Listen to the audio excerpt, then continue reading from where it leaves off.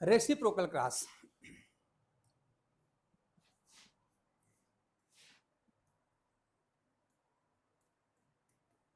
Reciprocal cross, ठीक है। असल क्या होता है, रेसिप्रोकल मतलब जस्ट इनवर्स होता है ना, अपोजिट होता है। तो आप सिंपली क्या कर लीजिए, यहाँ पे चाहे मोनो हाइब्रिड चाहे डाई हाइब्रिड कोई क्रॉस, नॉर्मल क्रॉस लिख लीजिए। मान लीजिए मैं यहाँ पर यहाँ पे मैं एक डाई हाइब्रिड नॉर्मल क्रॉस लिख रहा हूं। देखिए ध्यान दीजिएगा, असल में दो क्रॉस का सेट होती है। इसमें बात क्या है कि क्रॉस को पहचानना और इस क्रॉस का पर्पज क्या है, ये क्रॉस क्यों कराई जाती है। देखिए जैसा मान लीजिए हमने एक क्रॉस लिखा, हमारे इस क्रॉस में हमने क्या किया, हमने लिखा मेल। देखिए यहाँ पर प्योर है for red flower colour and टाल प्लांट हाइट, ये इसको हमने क्रॉस कर दिया फीमेल से। और फीमेल कैसी रहेगी आप जानते हैं, अगर नॉर्मल क्रॉस करना है तो आप जानते हैं फीमेल को भी प्योर होना चाहिए और करेक्टर कंट्रास्ट होने चाहिए। हम सब जानते हैं कि नॉर्मल क्रॉस होने के लिए character should be pure and in contrast form. तो अगर मेल में रेड है तो फीमेल में क्या हो जाएगा, व्हाइट हो जाएगा, ये व्हाइट हो जाएगा। और ऐसे ही मेल में अगर टॉल है तो फीमेल में ड्वार्फ हो जाएगा। तो इस तरह से आप क्या देख रहे हैं, क्रॉस नंबर ये 1 हो गई। मान लीजिए क्रॉस नंबर 1 ये हो गई। हमने कहा कि रेसिप्रोकल क्रॉस जो होती है वास्तव में दो क्रॉस का सेट होती है। अब देखिए क्रॉस होती कैसी हैं, तो अब जो क्रॉस नंबर आप 2 लिखने वाले हैं ना, जो क्रॉस नंबर आप 2 लिखने वाले हैं, तो हाँ क्या करेंगे, इनमें जो पेरेंट हैं उनका सेक्स रिवर्ट कर देंगे। रिवर्ट करने का मतलब क्या हुआ कि जो फीमेल कैरेक्टर था पहले क्रॉस में उसको मेल में ले जाएंगे और जो कैरेक्टर मेल में था उसको फीमेल में ले जाएंगे। मेरी बात समझ रहे होंगे मैं क्या करने जा रहा हूं। मैं कह रहा हूं दूसरी आप और क्रॉस लिखिए, दूसरी क्रॉस आप और लिखिए। क्या करेंगे उसमें कि जो पहली क्रॉस में जो फीमेल का कैरेक्टर था व्हाइट एंड ड्वार्फ, इसे क्या करेंगे मेल में लिखेंगे, और जो कैरेक्टर यहां पर मेल का था उसे लिखेंगे फीमेल, उल्टा कर देंगे। तो हमारी अगली क्लास क्या होगी, ध्यान दीजिएगा। इस बार हमारा मेल कैसा हो जाएगा, हमारा मेल कैसा हो जाएगा, तो मेल इस बार दूसरी क्लास के मेल का जो कैरेक्टर होगा कैसा होगा, वो पहली क्लास के फीमेल का कैरेक्टर है। मतलब फीमेल वाले को मेल बनाइए, यानी कि यहाँ पे प्योर व्हाइट एंड ड्वार्फ जो है वो बनाइए मेल में। तो मेल हमारा कैसा हो जाएगा, प्योर व्हाइट एंड ड्वार्फ। ध्यान दीजिएगा पहली क्लास में जो फीमेल कैरेक्टर था वो हमने बना दिया मेल कैरेक्टर, ठीक है ना। और क्रॉस कराइए, और फीमेल कौन सा होगा, तो जो पहली क्लास में मेल कैरेक्टर था वही यहां पर हो जाएगा फीमेल कैरेक्टर, है ना। तो अब यहाँ पे फीमेल कैसा हो जाएगा, तो हमारा हो जाएगा प्योर रेड एंड टाल, ये हो गया प्योर रेड एंड टाल। ये क्लास नंबर 2 हो गई। तो ये दोनों क्लासेज आपस में क्या हैं, यही सब हैं रेसिप्रोकल क्लासेज, यही हैं दोनों आपस में रेसिप्रोकल,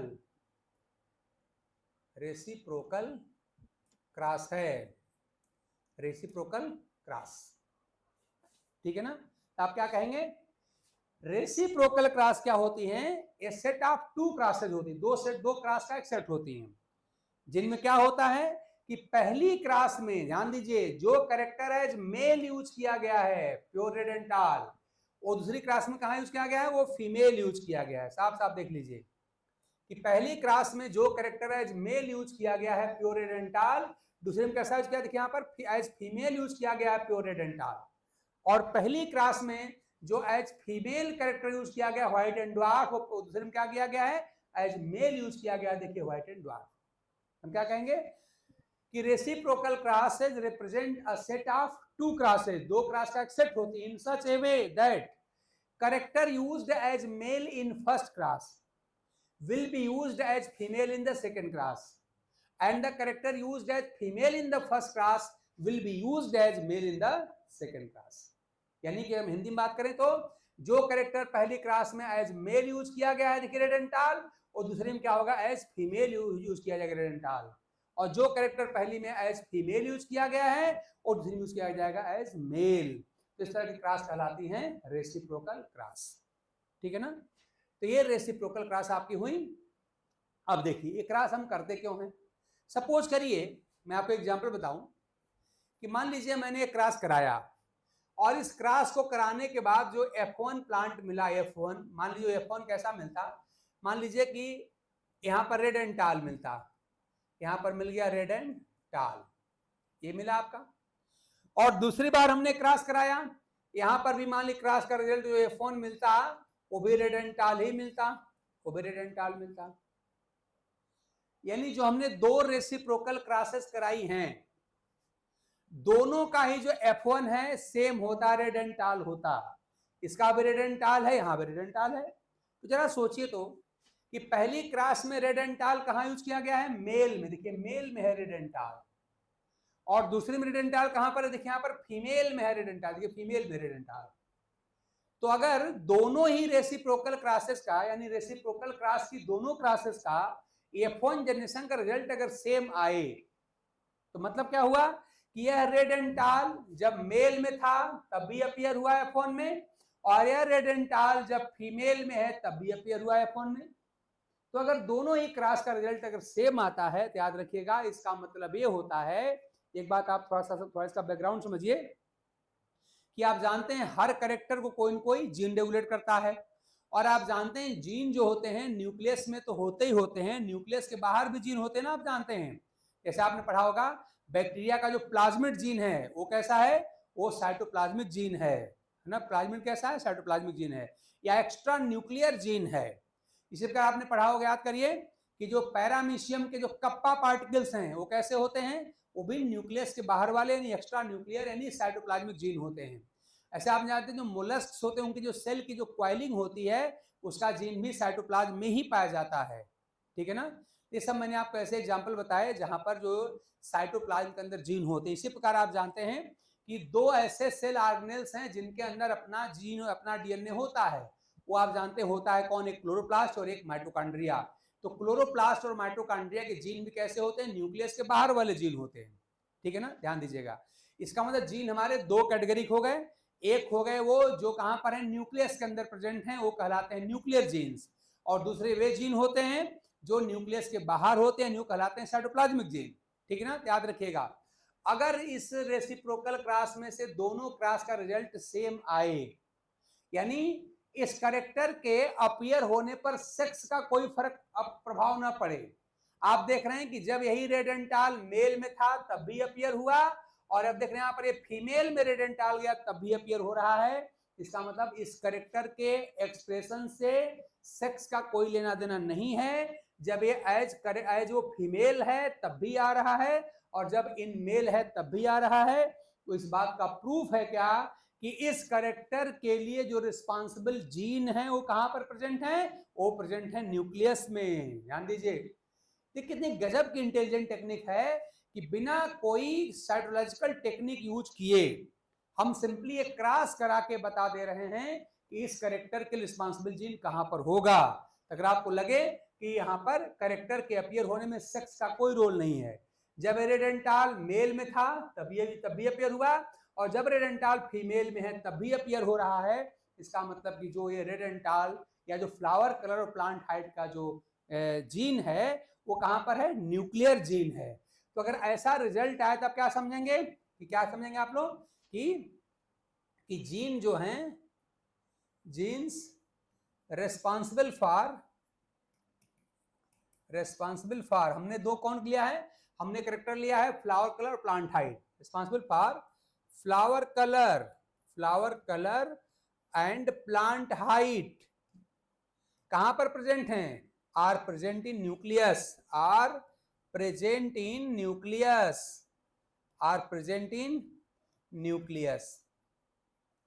ये न्यूक्लियस में प्रेजेंट है, ठीक है ना। तो जो रेसिप्रोकल क्रॉस में दो क्रॉस का सेट है, अगर दोनों ही क्रॉस का रिजल्ट सेम आए, मतलब कि चाहे वो कैरेक्टर मेल में हो तब भी प्रकट हो जाए, तब भी एक्सप्रेस हो जाए, और जब कैरेक्टर वो फीमेल बन गया तब भी एक्सप्रेस हो जाए, यानी सेक्स का कोई एक्सप्रेशन से इफेक्ट ना हो। इसका मतलब कि इस बात का प्रूफ हुआ कि ये जो आपका कैरेक्टर है उसका जीन कहां पर है, न्यूक्लियस के अंदर जीन है। और ध्यान दीजिएगा, जो न्यूक्लियर जीन्स होते हैं उनके एक्सप्रेशन पर सेक्स का कोई इफेक्ट नहीं होता। वास्तव में वहां पर कैरेक्टर का एक्सप्रेस होना, कैरेक्टर का F1 में प्रकट होना उनके डोमिनेंट या रिसेसिव नेचर पे डिपेंड करता है। तो याद रखिएगा, ऐसे सारे के सारे कैरेक्टर जिनका जीन न्यूक्लियस में होता है वो क्या होते हैं, वो सेक्स से अफेक्टेड नहीं होते हैं, बल्कि वो इस बात से अफेक्टेड होते हैं कि आपका जो कैरेक्टर है उसका जीन, ध्यान दीजिएगा, वो न्यूक्लियस में है अथवा बाहर है। ठीक है ना।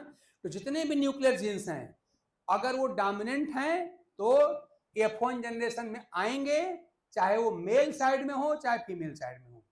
तो न्यूक्लियर जीन के एक्सप्रेशन पर सेक्स का कोई प्रभाव नहीं पड़ता, वहां पे जो डोमिनेंट होगा वो एक्सप्रेस होगा, वो आएगा F1 में, चाहे वो आपका मेल साइड में हो चाहे फीमेल साइड से हो। ठीक है ना। तो मैं एक लाइन देखिए आप कंक्लूड कर दूं, वो ये है, वो बात यही है कि जीन्स प्रेजेंट इनसाइड न्यूक्लियस,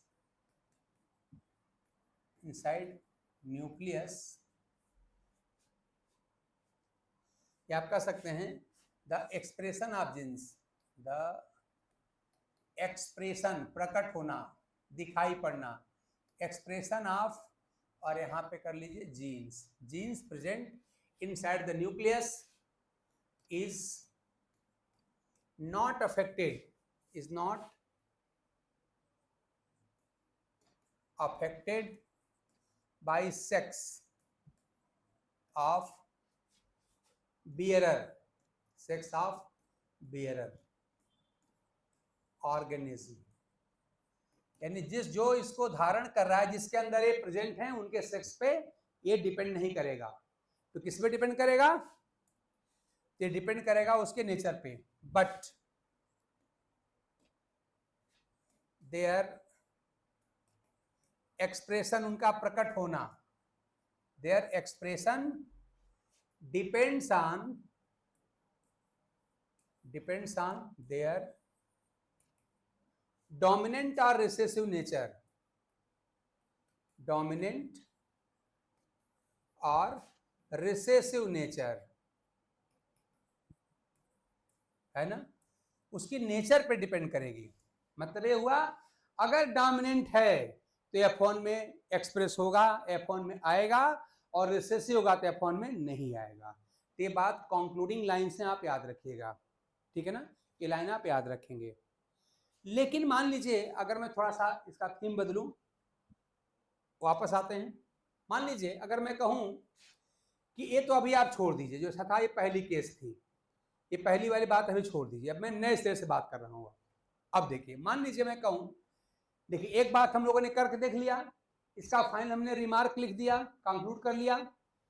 अब मैं इसको दूसरे तरीके से दिखा रहा हूं, आपको ध्यान दीजिएगा। मान लीजिए कि इस क्रॉस को कराने के बाद जो यहाँ पर F1 आए, ध्यान दीजिएगा, इस क्रॉस को कराने के बाद यहाँ जो F1 आए, तो F1 में मान लीजिए कि यहाँ जो कैरेक्टर आए वो आ जाए व्हाइट एंड ड्वार्फ, यहाँ पर F1 में आ जाए व्हाइट एंड ड्वार्फ, है ना, व्हाइट एंड ड्वार्फ आ जाए। और यहां पर मान लीजिए F1 में आ जाए, वो आ जाए आपका रेड एंड टाल, यहां पर मान लीजिए F1 में आ गया रेड एंड टाल, है ना।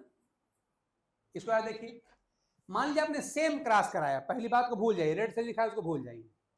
मान लीजिए अब मैं कह रहा हूं कि अब क्या कहूं कि इसी क्रॉस को कराने के बाद अब जो मान लीजिए सपोज करिए कि F1 में व्हाइट एंड ड्वार्फ यहां पर आ गया और यहां पर आपका रेड एंड टाल आ गया। तो अब जरा देखिए जैसा, तो आप देख रहे हैं कि F1 में कौन कैरेक्टर आया, व्हाइट एंड ड्वार्फ।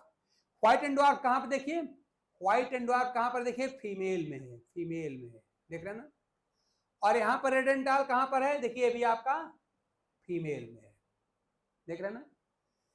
इसका मतलब अगर ऐसा कुछ हो जाए कि नॉर्मल क्रॉस कराने पर F1 जनरेशन में केवल वही कैरेक्टर आए जो फीमेल में प्रेजेंट हो, ध्यान दीजिए, F1 जनरेशन में वही कैरेक्टर अपीयर हो जो फीमेल में प्रेजेंट हो, मतलब सेक्स से अफेक्टेड हो रहा है।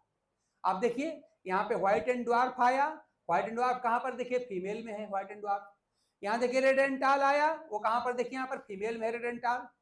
अगर आपको लगता है कि रेसिप्रोकल क्रॉस के दोनों ही क्रॉस में F1 जनरेशन में सिर्फ वही कैरेक्टर अपीयर हो रहा है जो कहां पर है, फीमेल में है, खाली फीमेल कैरेक्टर ही F1 में आ रहे हैं, खाली फीमेल कैरेक्टर F1 में आया, खाली फीमेल कैरेक्टर F1 में आया, तो अगर आपको लगता है कि नहीं इस बार हम जो क्रॉस करा रहे हैं वहां पर F1 जनरेशन में जो कैरेक्टर आ रहा है वो खाली फीमेल से आ रहा है, मेल से नहीं आ रहा है, इसका मतलब इस बार क्या है, सेक्स से इन्फ्लुएंस्ड है, सेक्स से अफेक्टेड है। तो अगर आपको लगता है कि F1 में खाली फीमेल जनरेशन के कैरेक्टर ही अपीयर हो रहे हैं तो समझ लीजिए यही साइटोप्लाज्मिक इनहेरिटेंस की पहचान होती है। अगर कोई नॉर्मल क्रॉस कराने पर अगर कैरेक्टर जो अपीयर हो रहा है कहां पर अपीयर हो रहा है, कहां का, वो फीमेल कैरेक्टर अपीयर हो रहा है, याद रखिए यही साइटोप्लाज्मिक इनहेरिटेंस की पहचान है। इसका मतलब क्या हो गया कि इस बार जो एक कैरेक्टर्स हैं उनका जीन कहां पर है, साइटोप्लाज्म के अंदर है, यानी एक्स्ट्रा न्यूक्लियर कैरेक्टर है, एक्स्ट्रा न्यूक्लियर जीन है, और ये जेनेटिक्स आपकी एक्स्ट्रा न्यूक्लियर जेनेटिक्स कहलाएगी। तो अगर मैं इस दूसरे वाले का अगर लिख दूं रिमार्क, अगर मैं क्या लिखूंगा ध्यान दीजिएगा, वो यही है, वो यही है, ध्यान दीजिएगा, if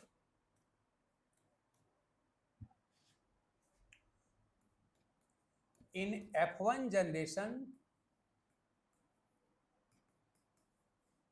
of both the normal crosses या both the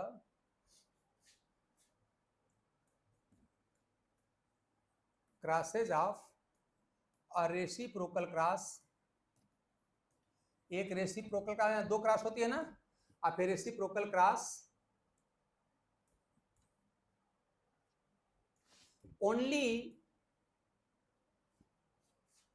female character appears, female character खाली अगर आता है, कैरेक्टर अपीयर्स,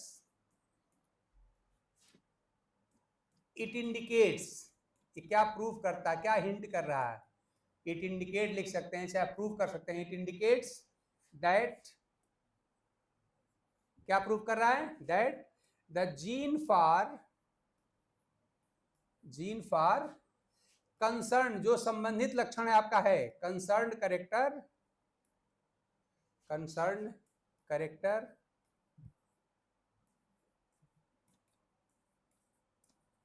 आर प्रेजेंट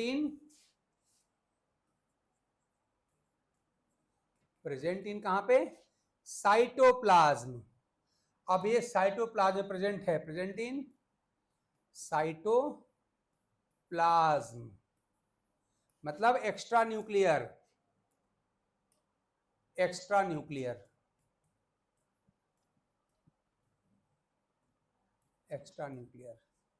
ठीक है ना। तो आपने क्या कहा, इफ इन F1 जनरेशन क्या हो जाए, दोनों ही बोथ द क्रॉसेस आप जो रेसिप्रोकल क्रॉस क्या करे, ओनली फीमेल कैरेक्टर अपीयर्स, अगर इन F1 generation only female character appears का मतलब क्या है, ये क्या इंडिकेट कर रहा है, that the genes for the concerned character are present in cytoplasm या न्यूक्लियस के बाहर हैं, ठीक है ना।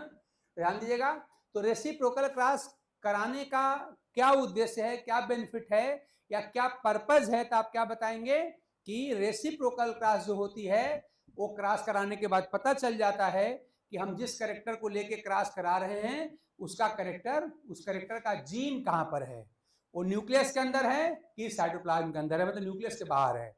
अगर आपको लगता है कि दोनों ही क्रॉस में सेम रिजल्ट आ रहा है, यानी कि सेक्स का कोई फर्क नहीं पड़ने वाला, कोई इफेक्ट नहीं पड़ने वाला, बल्कि उसके नेचर ऑफ कैरेक्टर का इफेक्ट पड़ने वाला है कि कैरेक्टर डोमिनेंट है कि रिसेसिव है। तो अगर आपको लगता है क्रॉस कराने पे खाली डोमिनेंट कैरेक्टर अपीयर होते हैं, सेक्स से कोई मतलब नहीं है, इसका मतलब कैरेक्टर कहां पर है, उसका जीन कहां पर है, न्यूक्लियस के अंदर है।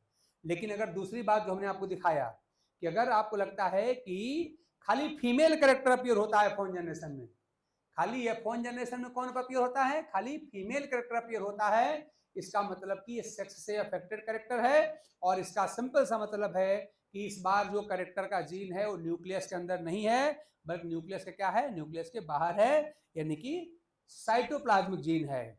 और यही साइटोप्लाज्मिक इनहेरिटेंस की पहचान होती है, यही साइटोप्लाज्मिक इनहेरिटेंस की पहचान होती है कि अगर नॉर्मल क्रॉस कराएंगे तो F1 जनरेशन में खाली फीमेल कैरेक्टर ही अपीयर होगा, यही पर्पज होता है आपके रेसिप्रोकल क्रॉस कराने का, ठीक है ना। तो इस तरह से हम आज कह सकते हैं आपसे कि हमने जेनेटिक्स में जितने तरह की क्रॉसेज होती हैं हमने हर तरह की क्रॉस करा दिया, उसकी डिफिनेशन को ढंग समझा दिया, थ्योरी कॉन्सेप्ट समझ के हम लोग, और सबसे अच्छा जो काम कर लिया है, वो बड़ा काम कर लिया, हमने न्यूमेरिकल सॉल्व करा दिया आपको, ठीक है ना। तो इस तरह से अब इस पर हम लोग परफेक्ट हो गए, कंप्लीट हो गए, मास्टर बन गए इस पर। अब चाहे जिस एग्जाम में बैठना हो बैठिए, चाहे एग्जाम आपका नीट से लेके हम CSIR तक की बात आपसे कर रहे हैं, मतलब एकदम लोवेस्ट लेवल से हाईएस्ट लेवल तक की बात आपसे कर रहे हैं। कहीं का भी क्वेश्चन क्लास के टाइप पे मिल जाएगा, मेंडेलियन जेनेटिक्स पर जो मिल जाएगा वो आपका जरूर सॉल्व हो जाएगा, ठीक है ना। हमने टाइप ऑफ क्लास की सारी बात कर लिया है। अगले क्लास में हम लोग सीधे आ जाएंगे मेंडल्स लॉज ऑफ इनहेरिटेंस पर आ जाएंगे।